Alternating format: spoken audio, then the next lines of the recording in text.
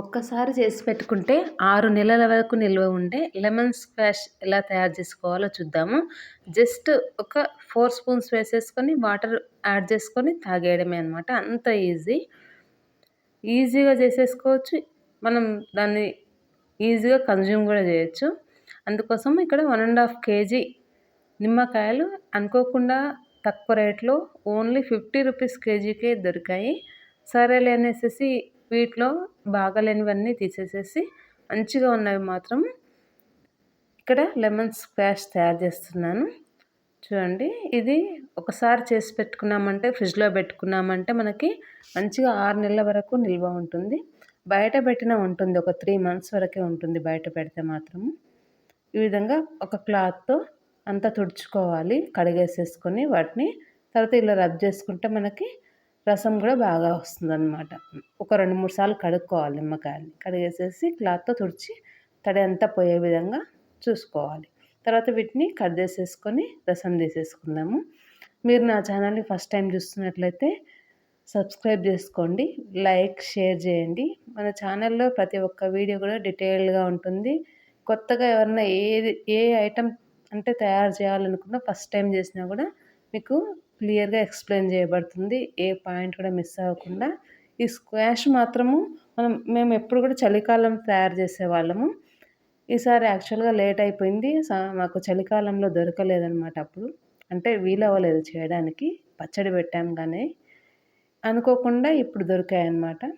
అయితే ఇవి మొన్నటిదాకా 10 రూపీస్కి 3 అలా ఇచ్చారు.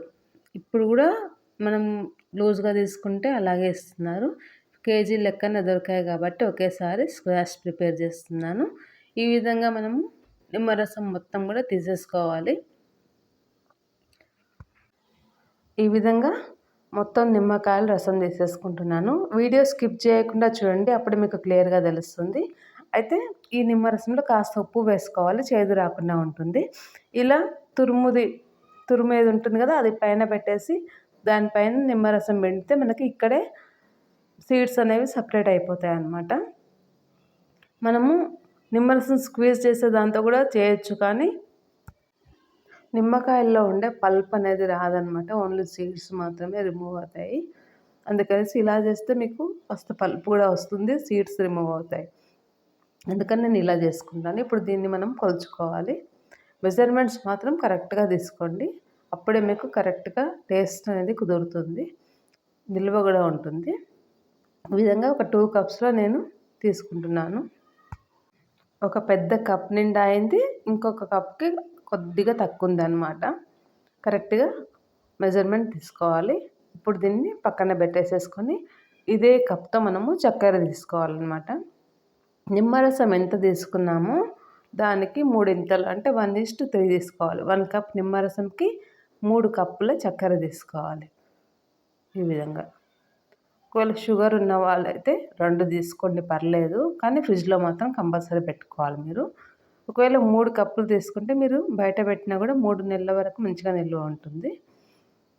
నిమ్మరసం కూడా మీరు వడబోసి తీసుకోవాలన్నమాట. లోపల ఉన్న గుజ్జు రాకుండా వడబోసి తీసుకోవాలి బయట పెట్టే వాళ్ళైతే. ఫ్రిడ్జ్లో పెడితే ఏం ప్రాబ్లం లేదు, ఓన్లీ సీడ్స్ తీసేస్తే చాలు. తర్వాత మనం ఎంత నిమ్మరసం ఉందో అంత వాటర్ వేసేసి ఇలా స్టవ్ పై పెట్టేసుకొని పాకం వచ్చే వరకు పాకం చేసుకోవాలి. నిమ్మరసము ఎంత తీసుకున్నామో అంత వాటర్ తీసుకోవాలి. 1 కప్పు నిమ్మరసంకి 3 కప్పుల చక్కెర వేసుకోవాలి, గుర్తుంచుకోండి. తర్వాత జస్ట్ ఇలా ఒక 10 మినిట్స్లోనే జస్ట్ బబుల్స్ వచ్చి మనకి లైట్ పాకం అవ్వాలన్నమాట. తీగ కూడా రాకూడదు, జస్ట్ లైట్ పాకం అయిన తర్వాత స్టవ్ ఆఫ్ చేసేసి దీన్ని కంప్లీట్గా చల్లార్చుకోవాలి. ఒకవేళ కావాలంటే కాస్త వాటర్ ఎక్కువ వేసుకొని కూడా పాకం చేసుకోవచ్చు. మన గులాబ్ జామున్ పాకం కంటే కొంచెం థిక్ అవ్వాలన్నమాట. చల్లారిన తర్వాత ఇంకా థిక్ అవుతుంది దీన్ని చల్లార్చుకోవాలి. పూర్తిగా చల్లారాలన్నమాట. చల్లారిన తర్వాత మనం దీంట్లో నిమ్మరసం కలుపుకోవాలి. ఈలోపు నిమ్మరసంని ఫ్రిడ్జ్లో స్టోర్ చేసుకోవాలి, చేదు రాకుండా ఉంటుంది. చూడండి, ఈ విధంగా కింద వాటర్ వేసేసుకొని పైన పెట్టేసుకున్నాను. త్వరగా మనకి ఇది చల్లారాలని. ఇలా చల్లారిన తర్వాత నిమ్మరసం కలిపేసుకోవాలి. ఇలా చేసి పెట్టుకుంటే మనకి ఈజీగా ఎప్పుడు కావాలంటే అప్పుడు నిమ్మరసం తీసుకోవచ్చు. అంటే లెమన్ జ్యూస్ తాగొచ్చు అనమాట. ప్రతిరోజు తాగే వాళ్ళు కూడా ఉంటారు. అలాంటి వాళ్ళకు కూడా బాగా యూజ్ అవుతుంది ఇది. మళ్ళీ మళ్ళీ కలుపుకోవాల్సిన పని లేదనమాట. చూడండి ఈ విధంగా మొత్తం లెమన్ జ్యూస్ వేసేసుకున్నాను. 1:3 తీసుకోవాలి. 1 కప్ లెమన్ జ్యూస్కి 3 కప్స్ చక్కెర. ఎంత లెమన్ జ్యూస్ ఉందో అంత వాటర్, కాస్త వాటర్ ఎక్కువైనా పర్లేదు. అంటే మళ్ళీ పాకం వచ్చాక కొద్దిగా టైం ఎక్కువ పడుతుంది అంతే. గులాబ్ జామున్ పాకం కంటే కొంచెం ఎక్కువ రావాలి. నా గొంతు కొద్దిగా బాగాలేదు, అందుకనేసి వాయిస్ కొద్దిగా సరిగ్గా రావట్లేదు. చూడండి తర్వాత దీన్ని ఇలా ఒక గాజు బాటిల్లో కానీ ప్లాస్టిక్ దాంట్లో కానీ స్టోర్ చేసుకోవచ్చు. దీంట్లో వేసేసి పూర్తిగా చల్లారిన తర్వాతనే బాటిల్లో వేసుకోవాలి. తడి ఏమాత్రం లేకుండా చూసుకోవాలి. బాటిల్ కూడా ఎండలో పెట్టేసి తీసుకోవాలి. చూడండి ఎంత అయిందో. ఇలా ఒక గంట తీసేసుకొని దాంట్లో వాటర్ వేసి కలిపేసుకుంటే చాలు, మనకి లెమన్ జ్యూస్ రెడీ. మీకు ఈ వీడియో నచ్చినట్లయితే తప్పకుండా లైక్, షేర్ ఇంకా సబ్స్క్రైబ్ చేసుకోండి. మీ అభిప్రాయాన్ని కామెంట్ రూపంలో తెలియజేయండి. Thank you for watching.